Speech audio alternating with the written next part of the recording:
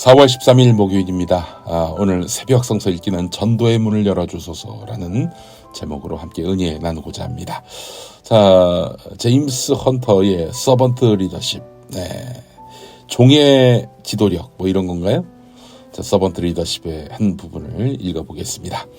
수사님, 조직과 인생에서 성공적인 관계 형성의 가장 중요한 요소는 무엇이라고 생각하십니까? 이에 수사가 거침없이 대답하였다. 정답은 간단합니다. 신뢰입니다. 신뢰란 서로 간의 관계를 연결하는 접착제와 같습니다. 그렇습니다. 신뢰가 중요합니다. 뭐가 잘 안 된다. 관계 문제에 있어서 이게 뭔가 좀 유연하지 못하다. 신뢰가 없다는 얘기예요. 그 얘기는. 어렵게 생각할 필요가 없습니다. 자, 골로새서 4장 2절에서 5절 말씀 함께 읽겠습니다. 기도에 힘쓰십시오. 감사하는 마음으로 기도하면서 깨어 있으십시오. 또 하나님께서 전도의 문을 우리에게 열어주셔서 우리가 그리스도의 비밀을 말할 수 있도록 우리를 위해서도 기도해 주십시오. 나는 이 비밀을 전하는 일로 매여 있습니다. 그러니 내가 마땅히 해야 할 말로 이 비밀을 나타낼 수 있도록 기도해 주십시오. 외부 사람들에게는 지혜롭게 대하고 기회를 선용하십시오. 화요일에 이어서 골로새서를 다시 펴봅니다. 오늘 본문 말씀에서 우리를 위해서도 기도해 주십시오라는 3절이 눈에 들어옵니다. 골로새서는 바울 서신으로 통합니다. 물론 바울이 직접 쓴 서신서가 아니라는 지적이 있다는 말씀 화요일에 드렸습니다. 바울은 자기가 세운 교회 교인에게 부탁 안 하기로 유명했습니다. 사실 그가 복음을 전하면서 필요한 비용은 본인이 돈 벌어서 충당했습니다. 텐트 메이커였다고 하지요. 천막 짜는 일을 하면서 그걸로 돈을 벌었고 그 돈으로 복음을 전했던 것입니다. 그런데 말이죠. 바울이 이럴 수밖에 없었던 이유가 있었습니다. 데살로니가 교회에서 바울이 돈에 환장해서 복음을 전한다. 이런 악소문이 돌았고요. 고린도 교회에서는 바울이 예루살렘 교회 후원 요청을 빌미로 돈을 가로채려 한다. 이런 루머가 돌았습니다. 이 이야기를 듣고 얼마나 억울하고 황당하고 분개했을까요? 바울은 좋다. 그럼 내 돈 내고 복음 전하겠다. 이렇게 마음을 먹은 것이 아닌가 하는 그런 생각이 듭니다. 자, 그런데 말입니다. 골로새서를 바울이 쓴 게 아니더라도 금전이 아닌 기도의 요청을 했다는 점에서 바울의 정서와 또 바울의 신앙이 느껴지지 않습니까? 우리가 그리스도의 비밀을 말할 수 있도록 기도해달라는 이런 바울의 당부를 봅시다.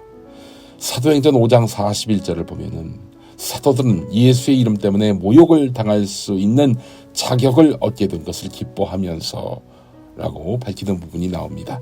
모욕당하는 것은 기분이 나쁜데 예수의 이름 때문에 모욕당하는 것이라면 기꺼이 달게 삼키겠다라고 말하는 것입니다. 여러분 이게 이해가 되십니까?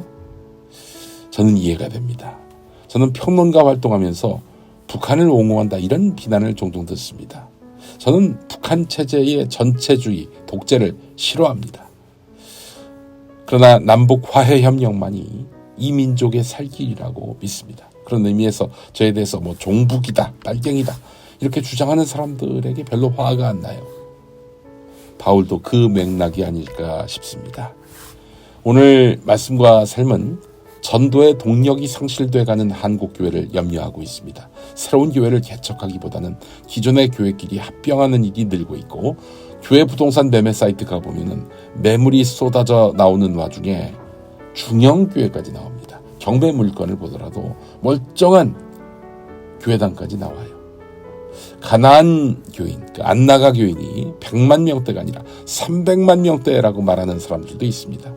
인구 감소와 고령화, 교회에 대한 사회적 신뢰 저하, 많은 이유가 있겠죠. 하지만 바울이 고난과 수모를 무릅쓰고 전하려던 또 세우려던 예수와 교회가 점점 빛이 바래지고 있는 가운데 현대교회가, 한국교회가 기존의 교회에 나오는 교인들이라도 붙잡으려고 가스라이팅을 시도하고요. 동성애, 이슬람, 북한을 경계한다고 하면서도 동성애, 이슬람, 북한을 혐오하도록 그런 네거티브 마케팅도 서슴없이 합니다. 네, 여러분, 예수 그리스도가 사랑이 브랜드지 혐오가 브랜드는 아니잖아요. 단언컨대 하나님의 길이 아닌 것입니다. 바울이 또 무수한 신앙의 선진이 지키려고 했던 교회, 이 교회가 퇴색되는 현실은 어디에서 비롯된 것일까요?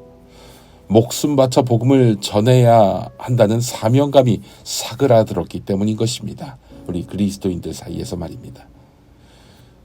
그러다 보니까 현재의 물적 토대를 지키는데 급급해 있는 것이죠.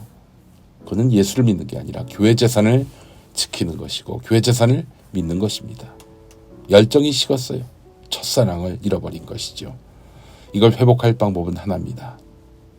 하나님이 자기 아들을 보내서 속죄제물로 삼으시기까지 보여주신 그 극진한 사랑, 그 극진한 사랑을 회복하는 길밖에 없습니다. 그러면 어떻게 해야 합니까?